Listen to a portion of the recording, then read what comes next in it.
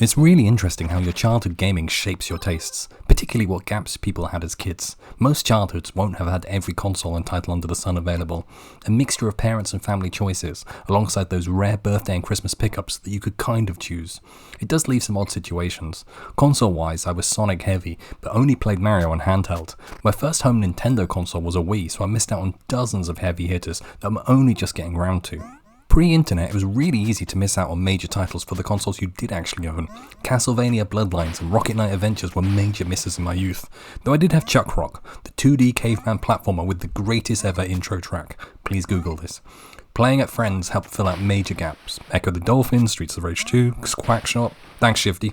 Did I ever finish any of these? Fuck no. They were so hard without so many modern quality of life enhancements. I do wonder how much more adept kids are now at gaming than we were, or at least how I was. Vividly remember trying to play Spyro the Dragon and failing it when I was about 11, then breezing through it just a couple of years later.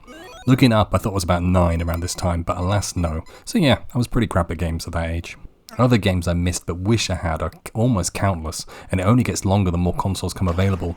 Even the Game Boy, I wish I had Link's Awakening or my own copy of Pokemon Blue.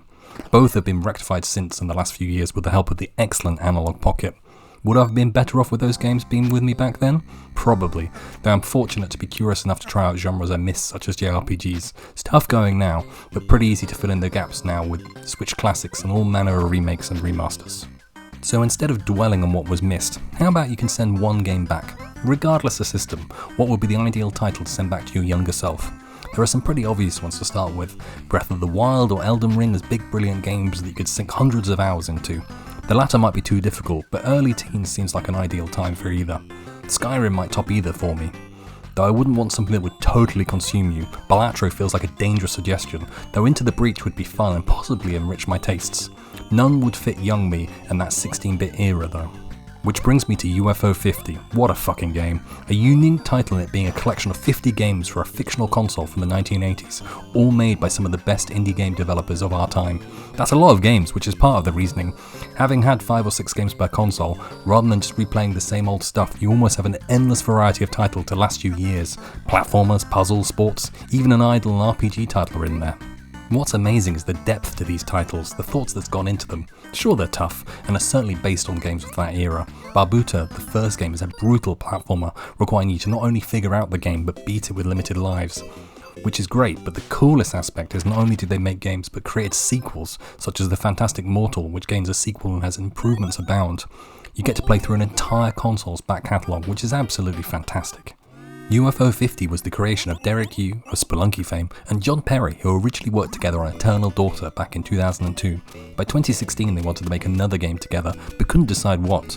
After warming up by making a bunch of small prototypes, the idea formed to make 50 small games instead.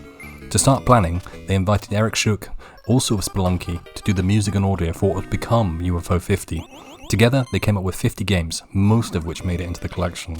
Ojiro Fumoto, who made Downwell, joined for 6 months, as well as Paul Hubens, who made Night Manor in the collection. The final member would be Tariq Plummer, making the roguelike Catacomb Kids, and co-directing a bunch of the largest games. Together, they worked on everything from writing, design, artwork to programming, even working on each other's games extensively.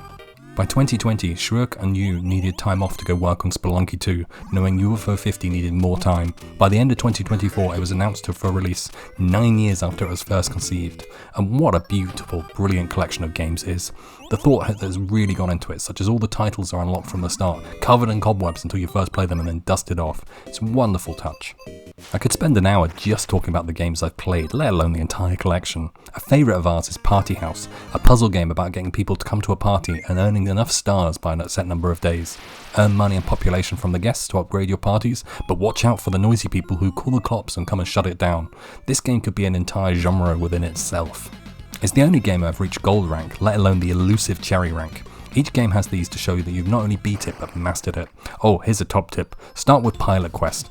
Not only is it fantastic, it's a part idle game, so you can earn resources while playing other games.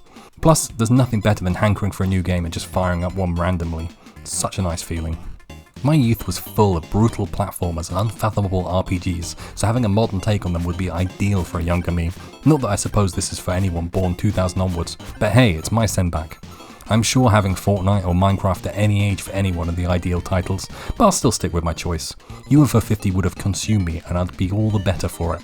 I barely have the time to get through a dozen of these titles now. Back in those under the summers it would have been perfect and I would have got through all of them. But what about you? What would you choose to send back?